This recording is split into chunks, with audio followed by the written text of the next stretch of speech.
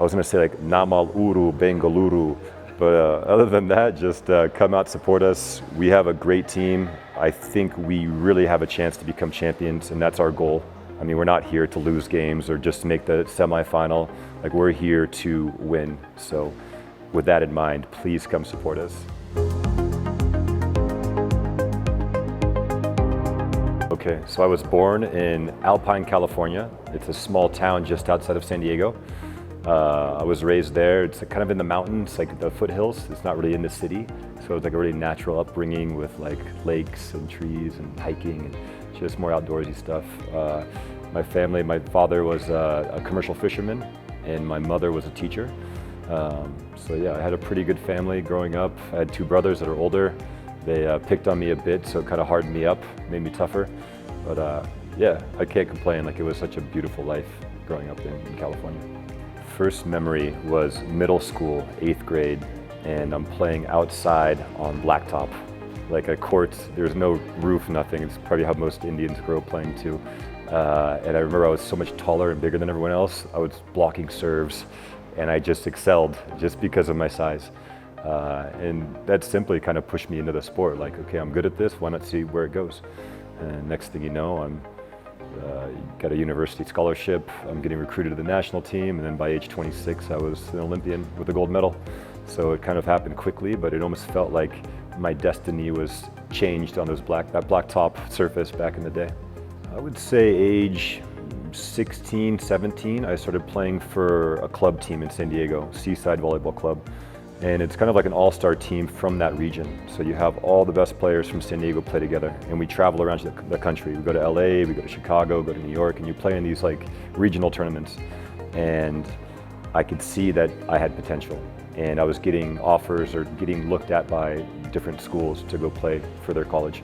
And at that point I was like, okay, this is something I can do.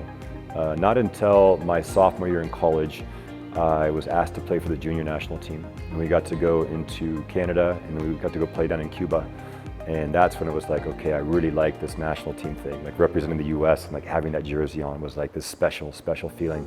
And so once I had that feeling, I kind of got hooked. Like, I was immediately like, this is what I want to do. This is who I want to be.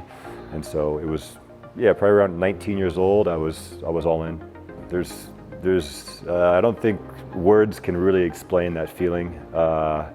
It's such a joy, but also like a relief. You put in so many hours, so much time for this one tournament that lasts 2 weeks. And when all the stars align and it comes together and you win, it's like this rush of emotions and energy. And it's something I searched for that afterwards for the next 2 Olympics. Like, all I want to do is go back and get this feeling again, but came up short.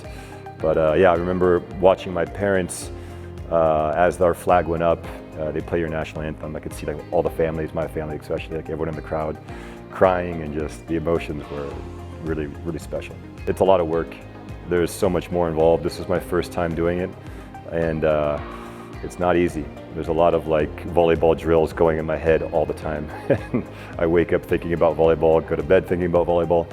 As a player, you have this luxury of just going to training and then sleeping or recovering, you know, and then being told what to do next. As a coach, it's like this constant planning of the next thing and how can we expedite this learning process, especially in this league, because we have 2 weeks-ish to train. And so it's like, how can I implement a system quickly that'll be effective and be able to be understood? And so it's been a challenge. I love it. I mean, I'm back again. I absolutely love it. I think the production value and what they put out to the public is some of the best produced volleyball I've seen. I mean, they have 16 plus high-speed cameras. They have professionals working those cameras, and they also have a production team putting it all together for this magical show. And it just keeps getting better. They're investing more into it. The level of play is getting better. So I think what they have here is something special that the rest of the world, when they see it, they're gonna be like, okay, this is entertaining. Let's watch. I love India in general. I love the culture. I love the food. I love the people. And so it's something I want to be a part of in the future, in any role, whether I'm a coach, whether I'm a player, whether I'm a director, whatever. It's just, it's a cool place to be, and something I want to be a part of. I would say there was some people that I knew within the organization that I already had connections with from my prior years. and those people become like friends. And so they reached out to me saying, hey, this is a proposal, very shortly after Prime Volleyball Season 1 finished. So didn't take long for me to think. I was like, that sounds like a pretty good opportunity. Like, let's do it. And I like the people involved too. Like the franchise I knew was really professional.